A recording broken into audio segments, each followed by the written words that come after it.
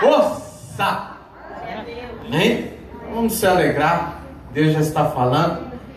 Vai operar muito mais hoje ainda. Amém? Vamos orar? Pai, te louvamos, ó Deus. Obrigado, ó Deus, pela tua bênção neste lugar, pela multiforme do Senhor em trabalhar no nosso meio. Deus, o Senhor usa maneiras que para alguns talvez sejam incompreensíveis, mas o Senhor é o Deus do amor, da misericórdia e compaixão. O Senhor é o Deus que conhece os corações, ó Pai, como o Senhor via no coração de Davi, o Senhor vê nos nossos corações também. Pai, entrega a vida do teu filho, pastor Rodrigo, a esposa, o filhinho. Pai amado, os sonhos e os planos deles como família. E eu te peço, ó Deus, assina, Deus. Assina, Senhor, pela tua compaixão e misericórdia, assina esses planos, Deus amado. E não deixe teu filho ser enganado, tua filha ser enganada, essa família ser enganada, Pai amado. E seja o Senhor com ele nesta noite. Nos abençoa, Pai, usando o teu filho. Guarda este lugar, as vidas, os corações, guarda este prédio. Livra-nos de todo ataques e setas do maligno, Pai amado. E abençoa, Pai. Obrigado, Deus, por este momento tão abençoado. E pelo teu filho ter aceitado de vir nos honrar nesta noite. É o que nós te agradecemos, em nome de Jesus. Amém. Deus abençoe, meu amado. Fica à vontade, tá? Graças e paz, irmãos. Amém. Podemos assentar? Eu sempre gosto de usar essa expressão. Podemos assentar? Amém. Faz parecer que eu falo um português bonito. Mas em português já está de chita, como dizia o meu pastor. Cheguei muito jovem aqui nos Estados Unidos. Cheguei naquela fase que você está velho o suficiente para você não pegar o inglês correto e você está muito novo para esquecer o português. Então você fica no meio. Nenhum nem outro. Vamos orar mais uma vez? Vamos fazer diferente. Você vai fazer o seguinte: vamos fazer alguns segundos de oração silenciosa. Você vai orar por você, vai pedir o seguinte: vai pedir que Deus fale contigo de maneira individual. Só você, na verdade, e o Senhor sabe quais são as áreas da sua vida que precisa de uma palavra de Deus nessa noite. Eu não sei. O Espírito Santo que me dirigiu a meditar na palavra sabe, mas pela tua fé ele pode falar com você nessa noite. Amém? Você crê? Amém. Então você vai orar, você vai pedir, e eu vou interromper o teu silêncio com uma oração em voz audível.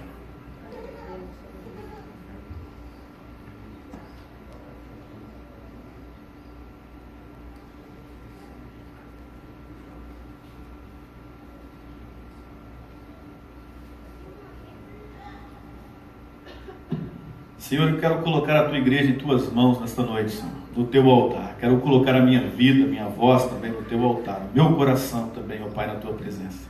Para que o Senhor possa ter liberdade através do teu Espírito Santo, para falar aquilo que o Senhor tem preparado, para falar aquilo que o Senhor tem colocado, Senhor, em nossos corações. Que a tua palavra possa ir de encontro a cada coração de uma forma individual nesta noite poderosa. Que a tua palavra encontre, ó Pai, um terreno fértil, que ela seja plantada, teu Espírito Santo possa regar e que ela possa produzir frutos, para que todos aqueles, ó Pai, nesta comunidade possam comer e dizer que o Senhor é bom, que o Senhor é misericordioso e que a tua glória dura para todo sempre. Em nome de Jesus, fale conosco. Amém. Irmãos, sua Bíblia já deve estar aberta aí no livro de Jó, no capítulo 42, que é o tema, a partir do versículo 10. Eu creio, não sei se eu estou errado, mas eu creio que o assunto mesmo começa no versículo 7. No versículo 10 ele acaba sendo interrompido de certa forma. Então eu vou começar a ler do versículo 7 até o versículo 16, porque assim a gente não deixa com que o assunto se interrompa. Isso é apenas não pelo tema, mas pelo bem da mensagem. Amém? A partir do versículo 7. Depois que o Senhor disse estas palavras a Jó, disse também a Elifas de Temã: estou indignado com você e com seus dois amigos, pois vocês não falaram o que é certo a meu respeito, como fez o meu servo Jó. Vão agora até o meu servo Jó, levem 7 novilhos, 7 carneiros, e com eles apresentem holocaustos em favor de vocês mesmos. Meu servo Jó orará por vocês. Eu aceitarei a oração dele, e não lhes farei o que vocês merecem pela loucura que cometeram. Vocês não falaram o que é certo a meu respeito, como fez o meu servo Jó. Então Elifas de Temã, Bildade de Suá, e Zofar de Naamate fizeram o que o Senhor lhes ordenara. E o Senhor aceitou a oração de Jó. Versículo 10. Depois que Jó orou por seus amigos, eu quero que fique bem gravado na sua mente. Depois que Jó orou por seus amigos, o Senhor o tornou próspero e lhe deu em dobro o que tinha antes. Ele orou por si mesmo? Não, ele orou pelos seus amigos. Amém. E o Senhor o tornou próspero e lhe deu em dobro tudo o que tinha antes. Todos os seus irmãos e irmãs e todos que haviam conhecido anteriormente vieram comer com ele em sua casa. Eles o consolaram e o confortaram por todas as tribulações que o Senhor tinha trazido sobre ele. E cada um lhe deu uma peça de prata e um anel de ouro. O Senhor abençoou o final da vida de Jó mais do que o início. Ele teve 14.000 ovelhas, 6.000 camelos, 1.000 juntas de bois e 1.000 jumentos. Também teve ainda 7 filhos e 3 filhas. A primeira filha deu o nome de Gemima, a segunda de Késia e a terceira de Queren-Apuc. Em parte alguma daquela terra havia mulheres tão bonitas como as filhas de Jó. E seu pai lhes deu herança junto com seus irmãos, algo que não era do costume. Depois disso, Jó viveu 140 anos. Viu seus filhos e seus descendentes deles até a 4ª geração. E aí morreu em idade avançada. Amém? Amém. Amém. Irmãos, pode nos sentar. Quando eu falava com o pastor Nivaldo no telefone, ele repetiu algumas vezes a expressão, a palavra que liberta. Amém, pastor? Amém. E é a verdade. A Bíblia diz que conhecereis a verdade e a verdade vos libertará. É a palavra que liberta. O problema é que eu nasci num lar evangélico, graças a Deus, glória a Deus. Teve um período que eu pulei fora, mas Deus trouxe de volta. Foi curto. Aleluia. Graças a Deus foi curto, mas foi intenso, mas Deus trouxe de volta. E eu louvo a Deus por isso. Mas uma pessoa como eu, que está há tanto tempo, não parece, eu sei, tem 34 anos, sei que é menos, né? Mas que está há 34 anos em um lar evangélico, com pais evangélicos, com irmãs evangélicas, sobrinhos evangélicos, cunhados evangélicos, com a sogra evangélica, com a esposa evangélica, viveu na igreja há tanto tempo. Algumas das expressões que nós evangélicos usamos se tornam jargões. O jargão é uma expressão que é muito repetida, e aquilo que é repetido demais se torna óbvio, e o óbvio se torna banalizado. Perde o significado ao longo do tempo, perde a força ao longo dos anos. E a expressão libertação é uma delas. A gente já, quando fala libertação, culto de libertação, oração de libertação, nós já imaginamos saber o que é, verdade ou não? Se eu falar, quem sabe o que é libertação, todo mundo aqui levanta e dá um conceito de libertação. E na maioria das vezes está certo, só que é muito mais além do que aquilo que a gente julga ser. E sempre vem da palavra. Sempre vem daquilo que Deus diz, sempre vem daquilo que Deus revela. A libertação vem daí. Outra palavra que a gente aprendeu a ficar muito familiarizado com ela é a palavra bênção e maldição. Essas duas expressões.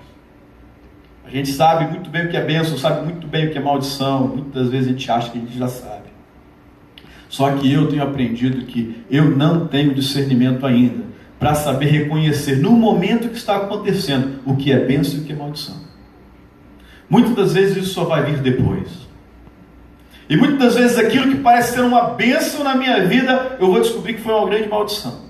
E muitas vezes aquilo que parece ser uma maldição na minha vida, eu descubro depois que foi uma grande bênção de Deus, um livramento, um tratamento, um aquebrantamento para me tornar alguém melhor. Aleluia.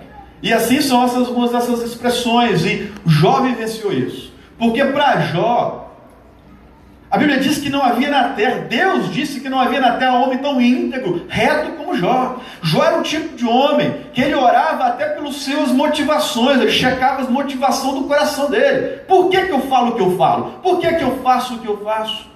Os filhos se juntavam às vezes para poder dar os seus banquetes. Jó ficava preocupado se aqueles filhos não iam beber demais, iam blasfemar contra o Senhor de alguma forma. Jó já antecipava aquilo e já oferecia sacrifício em favor dos seus filhos. Essa era a preocupação daquele homem. Um homem que era bom com seus funcionários, com seus empregados, um homem que era próspero, um homem que era um bom marido, um grande pai, um servo de Deus.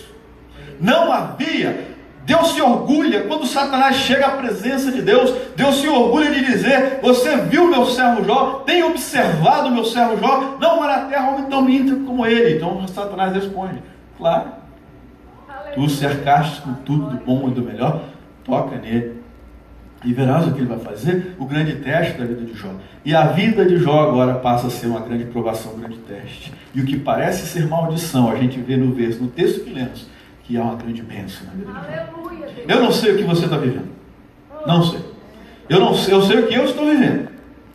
E muitas das vezes o que você pode achar é que a mão de Deus se retirou da sua vida, que a presença de Deus sumiu, que você ora e Deus não fala, que você ora e Deus não responde, que você atravessa o que você tem atravessado e não sabe, e você pensa: é maldição, resultado do meu pecado, resultado daquilo que eu fiz lá no passado. Talvez é um filho teu, que hoje você colhe os frutos e diz: foi eu como pai que errei, como mãe que errei. Talvez seja um fracasso do casamento e diz: fui eu como mulher ou como marido que errei. E você acha que é maldição, consequência daquilo que aconteceu. Você ainda não viu o que Deus tem para fazer. Tenha fé, calma, espere em Deus.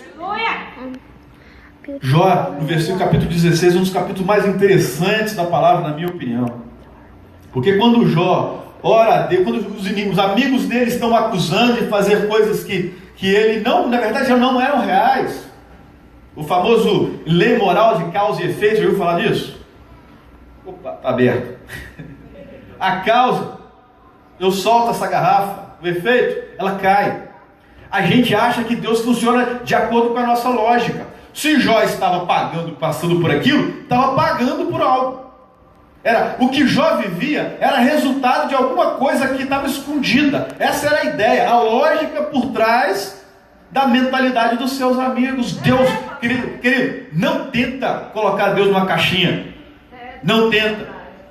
Eu estava lendo um dos grandes teólogos aqui do Canadá, e ele dizendo uma coisa muito interessante. Ele diz que a luz se manifesta de duas formas, tanto como matéria, algo que é palpável, como também ondas, algo que você só pode sentir, perceber, mas não tem como tocar. A ciência não tem ainda a capacidade de saber o que fenômeno é esse.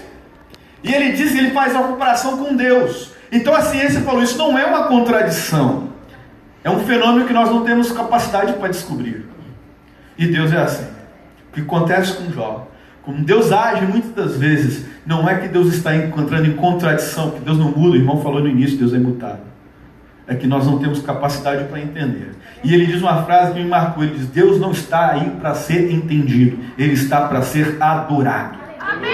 Quando você não entenda, não tente explicar, se prostre e adore apenas. Amém. Queridos, e essa era a vida de Jó, que estava acontecendo com ele. No versículo 16, no capítulo 16, ele diz uma coisa interessante. Ele diz: eu não sei o que está acontecendo comigo, eu só sei que vem de Deus, porque tudo tem que ter a permissão dele. Era a teologia de Jó, corretíssima. Sabia que Jó é um livro mais antigo da Bíblia, né? E naquela época ele já tinha essa ideia de que tudo que acontece é debaixo da permissão de Deus. Então, se estava acontecendo aquilo com ele e não entendia vinha de Deus, ele falava: com quem então vai me interceder por mim? Se Deus é quem faz, quem tem capacidade de ir contra Deus e advogar a minha causa? Jó não tinha. Pô, como é que eu vou fazer se eu sou a vítima, na ideia dele? E Deus é o que está fazendo. Deus é o juiz e o agressor.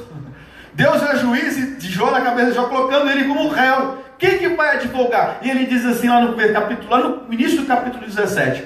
Eu vou colocar nas minhas palavras, mas diz mais ou menos assim: que Deus se entenda com Deus no meu favor. Já que Ele é o juiz, que Ele seja também o advogado, porque eu sei que o meu Redentor vive e a julgar minha causa. Gente, quando é que Deus se dividiu em 2 ou em 3? E Deus se entendeu com ele? Quando foi que Deus se transformou em juiz e advogado? Na cruz do Calvário. Na cruz do Calvário, Deus veio como advogado, Deus veio como intercessor, Deus veio como como sacrifício, para que Deus, juiz, que estava para eliminar com toda a humanidade, pudesse então jogar sobre ele todo aquele castigo que era para nós. Jó já estava vendo Jesus Cristo lá no capítulo 16, sem saber o que estava vendo. Esta é a palavra de Deus. Que Deus se entenda com Deus no meu favor. Quando você passar por essas dificuldades, você não tiver explicação para o que está acontecendo, não saber como falar, repita essa frase: Deus, que o Senhor se entenda contigo mesmo, em meu favor. Eu não sei explicar, eu não sei como falar, eu não tenho ninguém que fale, mas o Senhor fale por mim. Jesus Cristo intercede. Lá em Hebreus diz que Jesus Cristo está diante de Deus, na direita de Deus, à destra de Deus, intercedendo pelos teus. Sabe como é que Jesus... Eu ficava muito bem pensando assim comigo, assim, sabe como é que Jesus faz isso? Será que quando Deus chega assim, Deus chega assim e fala para Jesus: Deus Pai, você viu o Rodrigo? Viu o que ele fez de novo? Viu lá? O Cruzeiro estava perdendo e soltou aquele palavrão. E aí Jesus diz assim: não, Senhor, vamos lá, vamos conversar a respeito disso. Foi um deslize só. Ele pediu perdão. Não, não é assim. Não é assim que funciona. Não é que Deus vai lá e busca um arquivo, puxa lá um arquivo e vai olhar o que está acontecendo. Quando a Bíblia diz que Deus intercede, Jesus não tem que falar nada, ele só tem que mostrar as mãos. Ele só tem que mostrar os cravos. Porque a maneira que ele intercede é a seguinte: eu comprei-os para mim. Aquilo que ele fez, eu já paguei. Está pago, está consumado. E assim se desenvolve todo esse processo espiritual por trás disso que está acontecendo aqui na vida de Jó. E queridos, e é muito interessante quando você chega aqui no versículo 14, no versículo 10, e diz: mudou o Senhor a sorte de Jó. Para a gente entender isso, tem que estar o processo que veio até aqui. Essa libertação que Jó passou por uma libertação, a libertação dele mesmo, do orgulho espiritual que às vezes aparecia aqui. E qual é o resultado disso? Como que foi esse processo? Como que Jó chega nesse versículo onde Deus diz: mudou o Senhor a sorte de Jó? Seguinte, mudou o Senhor a sorte de Jó quando este orava pelos seus amigos, e o Senhor lhe deu em dobro tudo o que ele antes possuía. Queridos, Jó teve todo esse processo que ele passou, ele teve um encontro pessoal com Deus. Lá no Salmo 34, versículo 8 diz assim: prove e veja como o Senhor é bom. Prove e vejam. Há uma diferença enorme em provar e em conhecer a respeito. 5 segundos de mel na sua língua vai fazer você entender bem melhor do que 10 horas de uma palestra sobre a doçura do mel. Verdade ou mentira? Aquilo que você saboreia, aquilo que você experimenta, é o que vai te dar experiência para você conhecer. Queridos, até que você e eu experimentamos o sabor da bondade de Deus, da misericórdia de Deus e da justiça de Deus, nós não chegaremos nesse versículo, aonde a nossa sorte muda, aonde nós passamos daquilo de ser um cristão apenas para ser um cristão de acordo com o coração de Deus. Eu lembro de Jacó, que era neto de Abraão e filho de Isaac, grandes homens de Deus, mas ele mesmo nunca tinha tido um encontro com Deus. Ele andava e respeitava muitas das regras, por ele saber viver à sombra do pai e do avô. Mas teve um dia que Deus teve um encontro com ele, lá no Val de Jaboque, e foi doloroso. Saiu de lá manco, lutou com ele. E assim foi o encontro de Jó também, doloroso. Mas ele mesmo disse: eu apenas os conhecia de ouvir falar, mas hoje os meus olhos veem. Não é? Então, esse é o processo. O processo muitas vezes é doloroso, mas é aonde você vai ter que passar. Sabe por quê?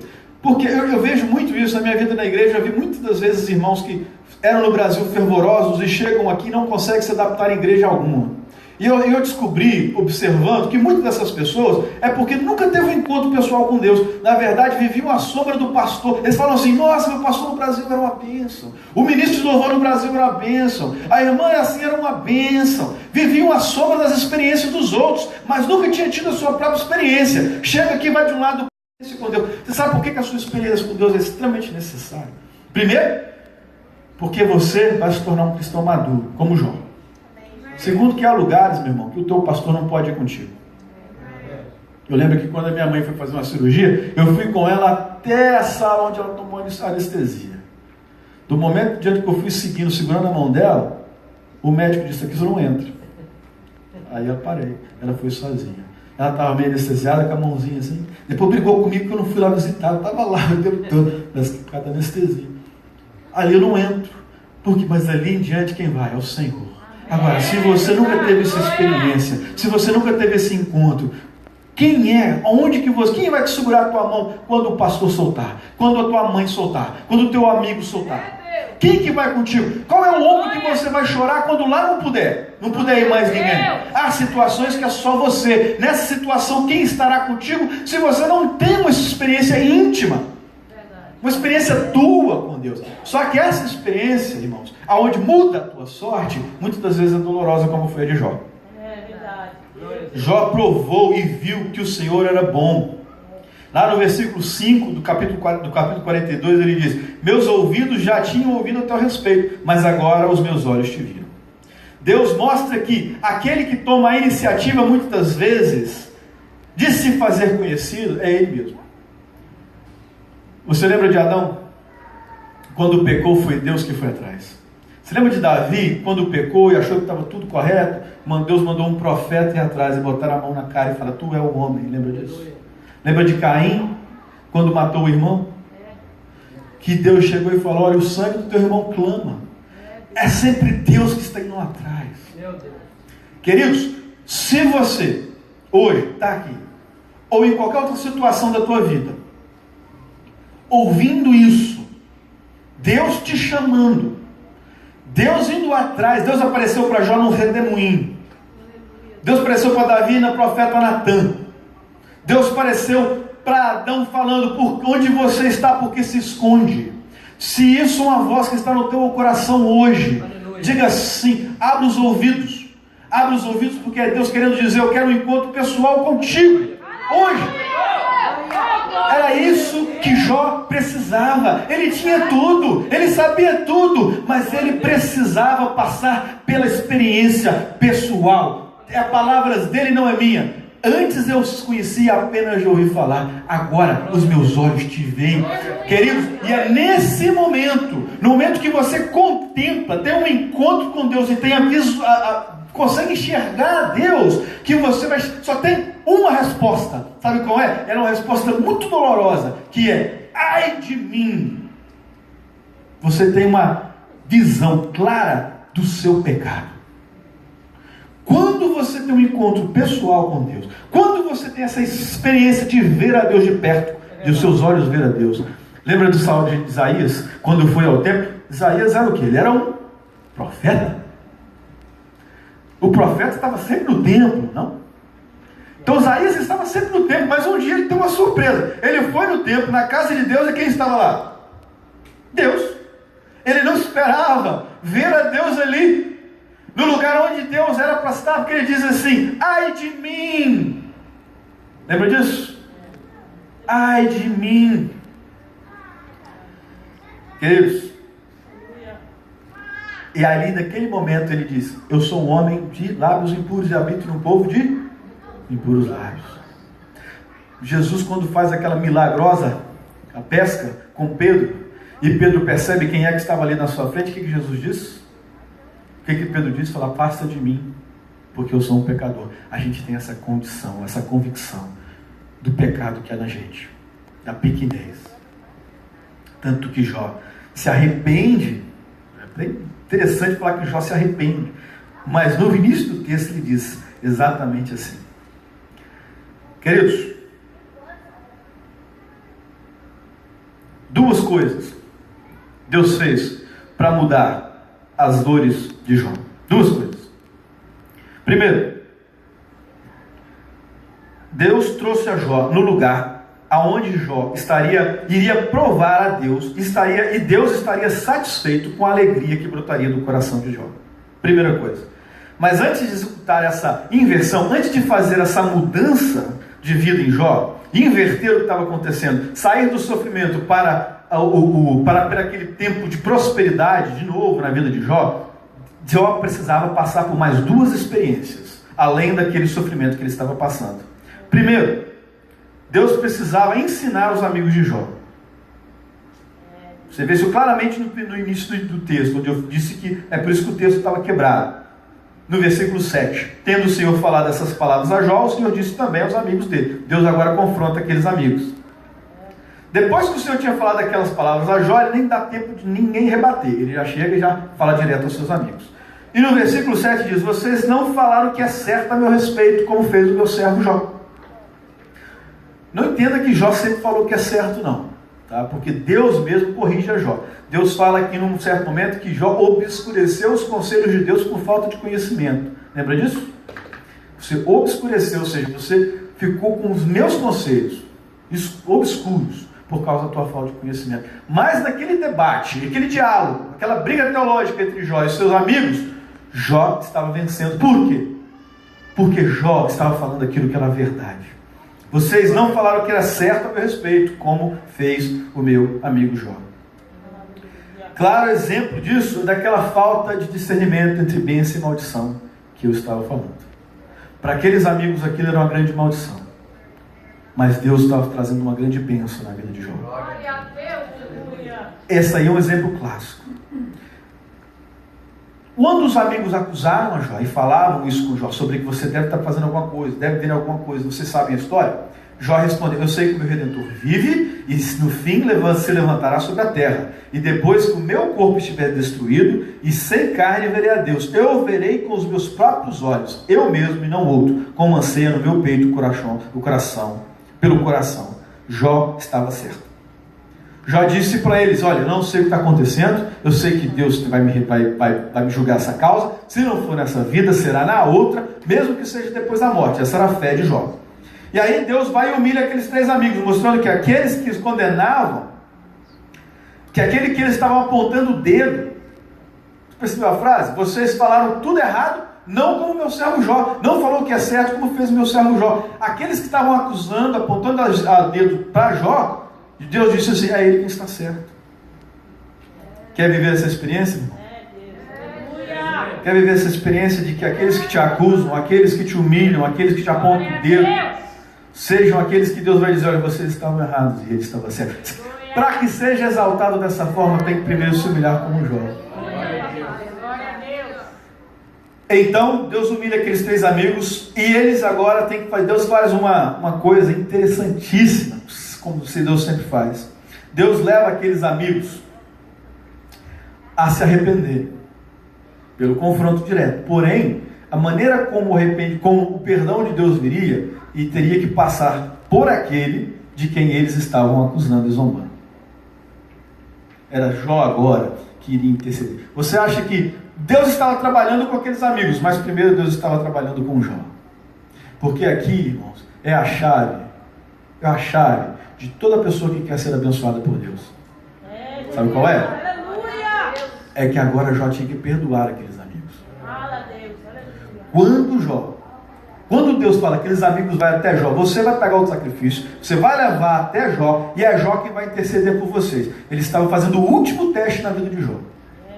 Sabe qual é o teste? Agora Jó teria que buscar o perdão de Deus para os seus amigos. Deus podia orar: não, pesa a mão.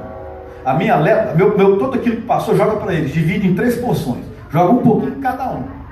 Consome. Ou pelo menos na língua, para não ouvir mais nenhuma zombaria. Não.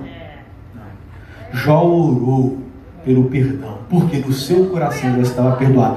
Quando Deus aparece para Jó, Jó se cai, Jó se expressa a sua gratidão e o pede perdão a Deus pela sua falta de conhecimento. Não foi isso?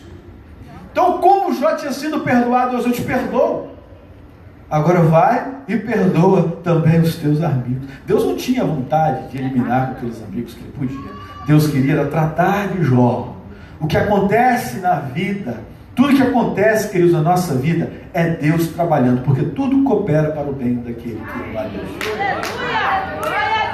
No final, aqueles irmãos que tinham acusado, aqueles amigos que tinham acusado de Jó de estar afastado de Deus, deveria agora usar Jó como um intercessor por eles. De desviado aos olhos dos amigos, né? Jó passa a ser agora um sacerdote. É isso que Deus faz. Querido, não queira a vingança. Em Romanos fala que a vingança pertence ao Senhor. Queridos, não tente usar dos seus métodos, das suas formas, para que você se exalte, para que você apareça melhor aos olhos das pessoas. Deixa que Deus faça isso. Confia e espera que Deus vai fazer isso. Porque foi o que Deus fez. No final, o que Deus fez? Deus faz o quê? Você que aos olhos dele era aquele que estava sendo, que era o errado, que era o desviado, que era o que estava afastado de Deus. Agora você vai servir de sacerdote, de ministro da vida de Deus. Amém? Que aqueles que te acusem, que aqueles que nos acusam, que aqueles que nos agridem, possam ser aqueles que nós venhamos a abençoar. Possam ser aqueles que nós iremos colocar as nossas mãos, colocar nossos joelhos em terra e abençoá-los e orar por eles, porque é isso que Deus exige de nós. Olha para o teu irmão aí do lado. Lembra lá de toda a tua família, de todos os teus amigos, de tudo que passou na tua vida. Sabe qual o direito? Sabe aquela pessoa que mais te feriu, mais te magoou, mais te machucou? Sabe qual o direito que você tem nele em Deus? De amá-lo. É o único direito que você tem de amá-lo. Difícil, eu sei que é difícil. Mas no final, é Deus quem vai te exaltar. Queridos, é isso que Jó precisava passar. Eu lembro que quando Jacó, que eu citei aqui, quando ele tinha sido jurado de morte pelo irmão, e ele saiu porque ele tinha ali ferido o irmão, ele tinha ferido a honra do irmão, ele tinha mentido para o pai, ele saiu fugido dali. Deus iria fazer de Jacó um grande homem, marco na história de onde viria as 12 tribos, de onde viria Jesus Cristo. Porém, Deus dá um sonho para ele no caminho. E no sonho, Deus fala que ele teria que voltar ali. E para voltar, ele teria que confrontar o irmão. Mas aprende uma coisa. Ninguém é abençoado com relacionamentos quebrados. Ninguém. Jacó foi 20 anos lá trabalhando, casou, enriqueceu, mas depois voltou tudo de novo. O sol botou ele para correr, teve que sair fugindo de novo. Aquelas mesmas coisas se repetindo. Parece que a sua vida às vezes está num ciclo. Tudo se repete, os mesmos problemas. Olha lá no fundo. Deus falou: vou te abençoar, Jacó, mas você vai ter que voltar aqui e consertar com o teu irmão. Jó, a sua sorte vai ser mudada. E foi. Mas depois que ele orou pelos amigos. Com relacionamentos quebrados, Deus não abençoa. Deus não liberta. Olha para a tua vida hoje e lembra quais são. Se preciso for, faz o caminho de volta, refazendo os relacionamentos que se quebraram pelo caminho, porque é o único jeito de ser feliz, é o único jeito de usufruir e experimentar de Deus. Mudou o Senhor a sorte de Jó depois que Jó orou pelos seus amigos. É muito claro, muito nítido. Então, terminando, Jó passou no seu último teste. O teste de que, depois de tudo aquilo que ele passou, ele ainda teve que perdoar. Mas assim ele foi muito mais feliz. E Deus recolocou tudo em dobro para ele. Restaurou a sua saúde, trouxe todas as suas bênçãos em dobro e Deus 10 filhos. Não foram 20 filhos. Não. Os filhos não foram em dobro. Por quê? Porque na verdade ele teve filhos. Porque os filhos que morreram continuam filhos. A gente não perde o filho porque ele morre. É verdade. Não é? Filho não é boi, não é cabrito. Para Deus lá em dobro. Filho é um só. O seu filho, querido, não sei onde ele anda, mas ele é teu filho. Isso não muda. Isso não muda. Mas 10 filhos. E a bênção, não. Aonde abundou o sofrimento e o pecado, super abundou a graça. Uma das coisas que me chama a atenção no finalzinho do texto é que as filhas, mulheres, não recebiam herança. Mas Jó estava tão aquebrantado por aquilo que ele passou, por aquele sofrimento, que até as filhas dele receberam herança. E Jó foi um homem muito mais feliz no final do que foi no início, mesmo passando por aquela provação. Porque Deus restaurou o cativeiro de Jó. Mas teve um processo. E esse processo é o processo chamado libertação. Amém? Pai, eu quero agradecer, Senhor, pela Tua palavra, por tudo que o Senhor tem feito e dito nesta noite. Que ela encontre morar no coração de cada um de nós, Senhor. Que ela possa produzir frutos. Que ela possa, Senhor, restaurar os relacionamentos. Que ela possa fazer com que a gente consiga compreender um pouco mais os Teus processos. Que na maioria das vezes, Pai, são misteriosos. Os Teus caminhos são muito mais altos do que os nossos. A gente não consegue entender. Mas a gente não precisa entender. A gente precisa confiar. porque eu sei que o nosso Redentor vive e Ele vai julgar a nossa causa. E que o Senhor se entenda com o Senhor em nosso favor. Aqui nós não iremos tirar o pé enquanto não formos abençoados. Em nome de Jesus oramos. Ele compreende o teu caminhar. Isso aí. Amém? Você está orando, igreja? Agradecemos ao pastor Rodrigo. Ele não desiste. Família.